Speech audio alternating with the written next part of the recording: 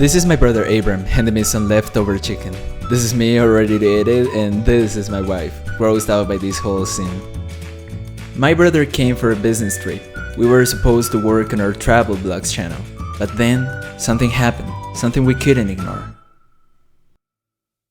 We witnessed a need so great it dramatically changed the course of our endeavors. Families with kids sleeping in the streets. We were talking 6, 4, and even 2-year-olds. The ruin in Venezuela is so severe that families are forced to walk miles through Colombia, burdened by heavy backpacks and the relentless heat of the sun. Their journey doesn't end there. They face the treacherous Darien jungle, a deadly barrier on their way to Panama and, eventually, the United States. As they cross, they're not just battling exhaustion, they're facing pumas and other wild animals ready to pounce at any moment.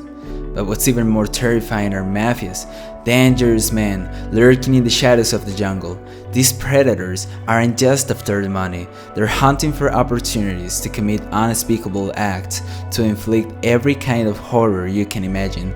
The jungle echoes with the screams of women being raped and massacred. The Darien jungle is called hell for a reason. We began to understand the depth of their needs, so they told us where to find them next day, and we made a promise we would be back. So next day, we returned as promised, carrying bags filled with groceries. We couldn't just turn a blind eye, not after knowing what they were going through. However, we weren't just there to meet their physical needs, but their spiritual needs as well, preaching through words, but also through actions. We spent time with them, hanging out, walking by their side, sharing their burdens. We washed their feet that had been soiled during their pilgrimage, showing them that we were not just there for a moment, but to walk this journey with them.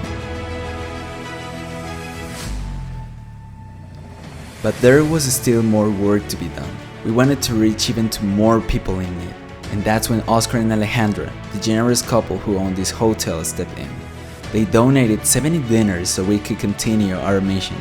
They did the hard work of preparing the meals, and now the ball was on our court.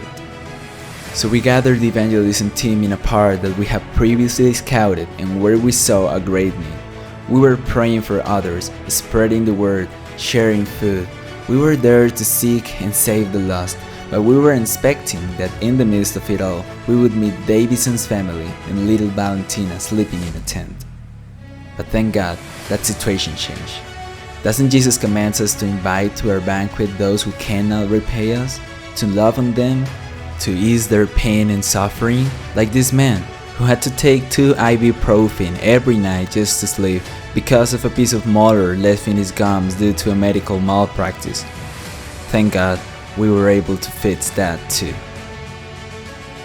And his family? A generous member from the evangelism team named Joaquin stepped in and paid 2 months' rent so they could have a roof over their heads and quality life while they saved enough to support themselves and start building a new future.